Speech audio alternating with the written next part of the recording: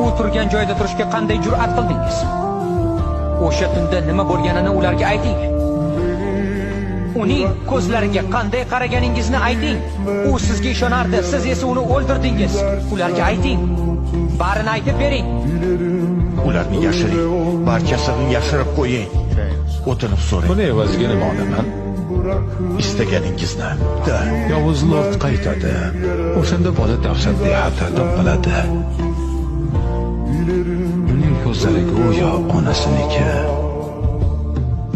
Kerak paytda bo'lishi uchun bolani hayotini saqlab qoldingiz. Faqat bolaga bog'lanib qoldim deb aytmang. Inspektor, patron.